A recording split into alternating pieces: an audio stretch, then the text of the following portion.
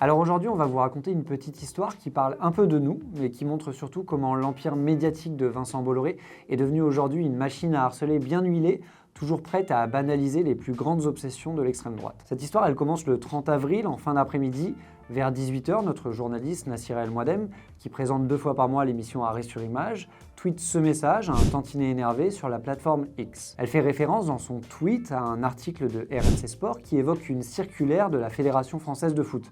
Une circulaire qui rappelle en gros au président de région qu'il faut interdire le port de collants ou de casques sur les terrains de foot, tout ça sous couvert de laïcité. Qui inspire à notre journaliste le commentaire suivant: « Pays de racistes dégénérés, il n'y a pas d'autre mot, la honte ». Un message énervé donc, qui n'a pas plu à tout le monde, mais le vrai sujet n'est pas là. Le vrai sujet, c'est comment à partir de ce minuscule message d'humeur, les médias du groupe Bolloré ont tourné en boucle pendant 48 heures pour tenter de salir l'image de notre journaliste, le tout en s'en prenant aux musulmans, aux arabes et aux services publics. Toutes les marottes préférées de l'extrême droite en gros, ici mises en valeur par les médias du groupe Bolloré. C'est à 11h02 exactement, le mercredi 1er mai, jour férié, que la machine médiatique de Bolloré s'est emballée. Ça commence sur le plateau de Jean-Marc Morandini sur CNews, où le député du Rassemblement national Julien Audoul a ses petites habitudes. Réaction, Julien Audoul. Vous savez ce que je demande ? Je demande à la patronne de Radio France, Madame Sybille Veil, de la suspendre. Parce que cette dame est payée avec l'argent des Français. Ouais. Elle est sur le service public de l'audiovisuel, elle est journaliste sur France Inter, elle est payée chaque année par l'argent des Français. C'est intolérable qu'elle traite notre pays, notre peuple, de raciste. Voilà. Donc si elle n'est pas contente, elle se casse. Et très clairement... Elle est française. Je précise juste qu'elle est française parce que je cherche un peu sa bio. Non, mais c'est important de le dire. Ah bah oui, c'est important de le dire. Et surtout, on n'ose même pas imaginer ce qu'on aurait pu entendre à l'antenne si Nassira El Mouadem n'était pas née à Romorantin dans le département du Loir-et-Cher. Et autre élément qui a son importance, Radio France, qui depuis a apporté son soutien à la journaliste, va avoir du mal à suspendre Nassira El Mouadem parce qu'elle travaille aujourd'hui à Arrêt sur Image, qui est un média indépendant financé uniquement par ses abonnés.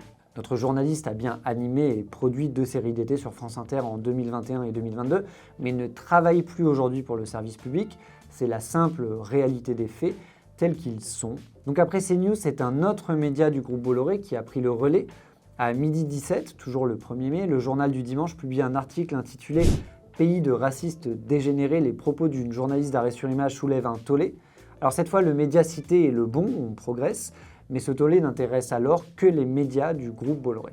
Et ça va continuer comme ça pendant 2 jours entiers. À 20h45, c'est au tour de Pascal Praud, l'animateur phare de CNews, de donner son avis sur le sujet dans son émission L'heure des pros. Nous allons à un affrontement des communautés. Oui, mais je sais. Oui, d'accord. Nous y sommes, puisqu'elle-même affronte, elle dit quoi ? Pays de racistes dégénérés. Elle parle quand même du pays qui est le sien, a priori. Oui, elle est française. Elle dit il n'y a pas d'autre mot, la honte. Donc vous voyez bien que ça y est, nous y sommes. Bien sûr. C'est-à-dire que pour cette jeune femme, de demander que les joueurs de football n'aient pas, par exemple, une demande religieuse ou communautaire, nous sommes un pays de racistes. Et quand dans ce dit nous, je l'inclus puisqu'elle est française comme moi. Et alors Pascal Praud avait visiblement très envie de parler de ce sujet parce qu'il a recommencé le lendemain matin dans la version matinale de l'heure des pros et le soir suivant dans l'heure des pros numéro 2. 3 interventions au final sur le même sujet, histoire de bien enfoncer le clou. Et à chaque fois, ce qu'on ne voit pas, des dizaines de messages racistes ou misogynes reçus sur le téléphone de Nassira El Mouadem, du jamais vu pour notre journaliste, pourtant malheureusement habitué aux insultes en ligne. Et ce n'est pas fini, le groupe Bolloré avait encore une autre carte dans sa main, et pas n'importe laquelle, la carte Cyril Hanouna et son émission Touche pas à mon poste, diffusée sur C8, propriété du groupe Canal et donc de Vincent Bolloré. Cyril Hanouna a invité Nassira El Mouadem sur son plateau, mais elle a refusé parce qu'elle ne voulait pas, je la cite, « participer à la banalisation des discours de l'extrême droite raciste, islamophobe et attentatoire aux libertés ». C'est ce qu'elle a expliqué sur Twitter dans un message qu'elle a conseillé à Cyril Hanouna de lire en plateau. Ce qu'il n'a évidemment pas fait. À la place, il a jugé bon d'organiser un débat entre Jean Messia, en 8e position sur la liste de reconquête aux élections européennes, et Soukaina, une jeune femme voilée.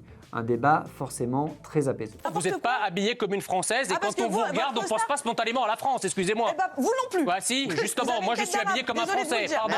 Si. Vous avez une tête d'arabe. Non, mais moi je suis pas déguisé en bédouin du 8e siècle. Mais ça, c'est grave.